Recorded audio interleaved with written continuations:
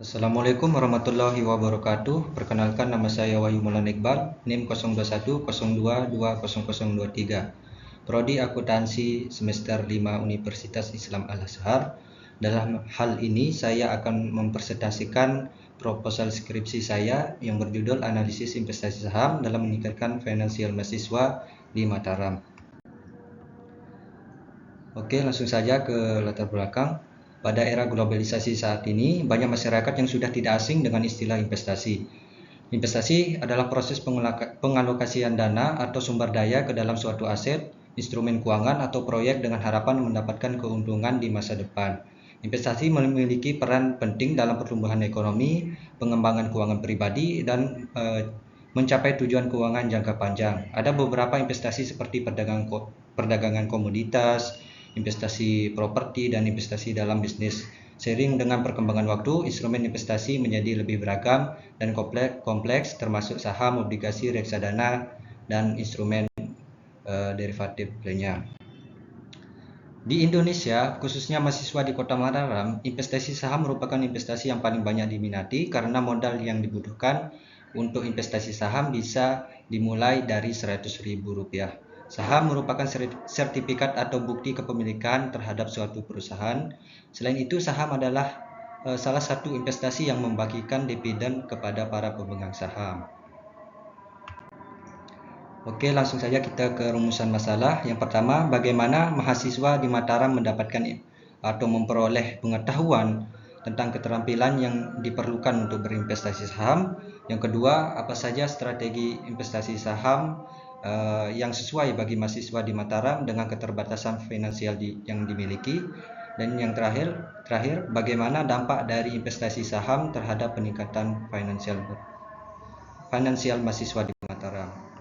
Maksud dan tujuan mengetahui pengetahuan dan keterampilan dalam berinvestasi saham bagi mahasiswa, mengetahui apa saja keuntungan atau kerugian yang akan dihadapi mahasiswa dalam berinvestasi saham, mengetahui cara meningkatkan finansial mahasiswa dalam berinvestasi saham.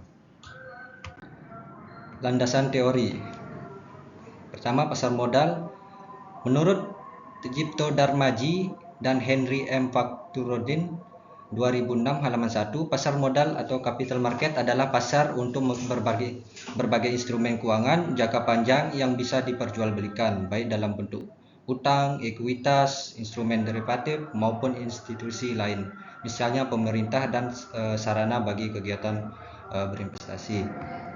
Selanjutnya, manfaat pasar modal. Menurut Dejipto Tono 2006, pasar modal banyak memberikan manfaat, antara lain memberikan wahana investasi bagi investor sekaligus kemungkinan upaya diverifikasi. Yang kedua, menyediakan indikator utama bagi tren ekonomi negara. Yang ketiga, sebagai alokasi sumber dana secara optimal.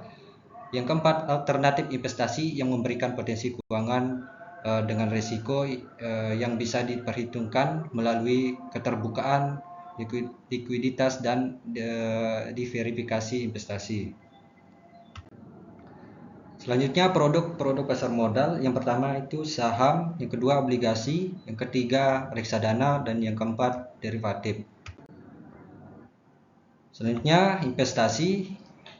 Menurut Jogianto 2010 halaman 5 dalam bukunya Teori Portofolio dan Analisis Investasi, investasi adalah penundaan konsumsi sekarang untuk dimasukkan ke aktiva produktif selama periode waktu tertentu. Jenis investasi dalam Jogianto 2010 halaman 7 dalam bukunya Teori Portofolio dan Analisis Investasi bahwa pembagian alternatif investasi menjadi dua jenis, yaitu investasi langsung dan investasi tidak langsung.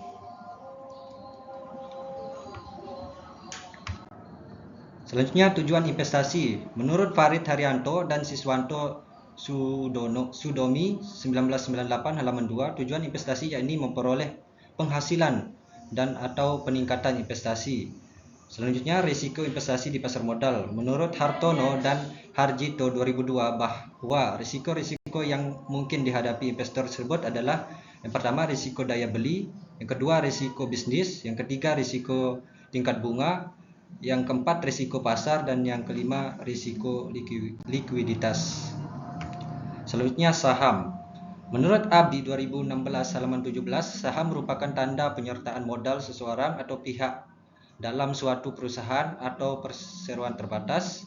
Dengan menyertakan modal tersebut, maka pihak tersebut memiliki klaim atas pendapatan perusahaan dan berhak hadir dalam rapat umum pemegang saham atau RUPS.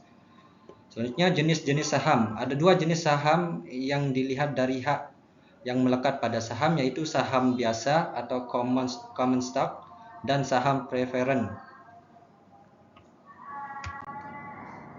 Selanjutnya finansial.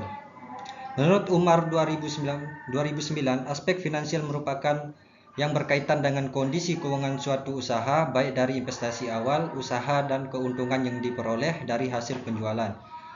Finansial bersifat kuantitatif dan digunakan untuk menganalisis dana yang dibutuhkan dalam menjalankan suatu usaha. Selanjutnya bab ketiga, metode penelitian.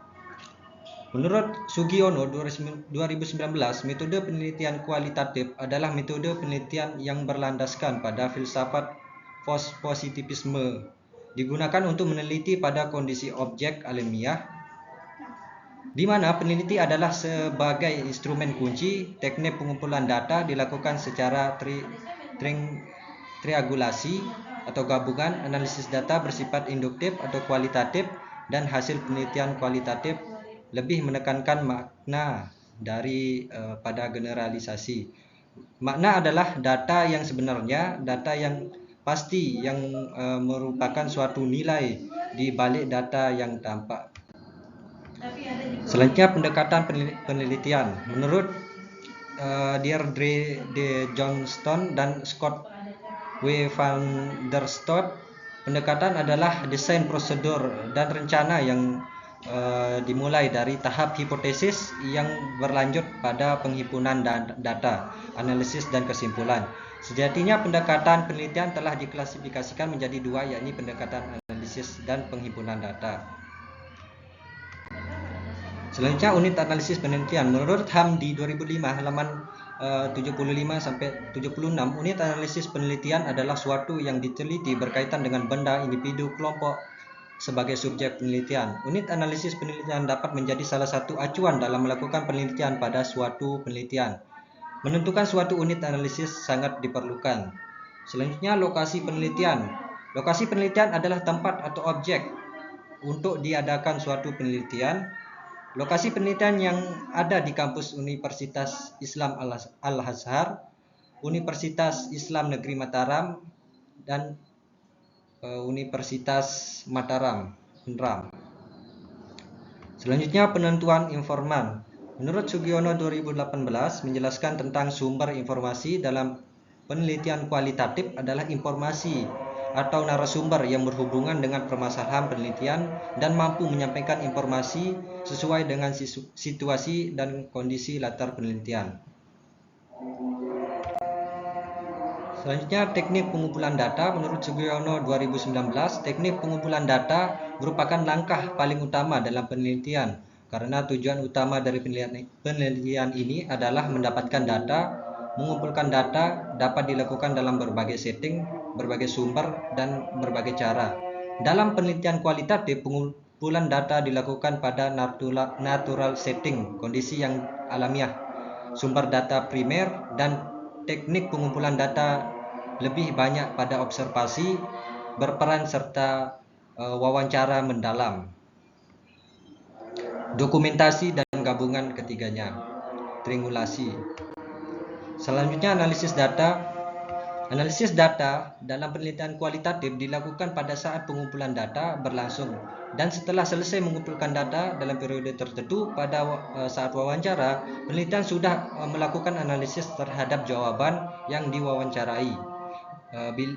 Bila jawaban yang diwawancari setelah dianalisis terasa belum memuaskan, maka penelitian akan melanjutkan pertanyaan lagi sampai tahap tertentu.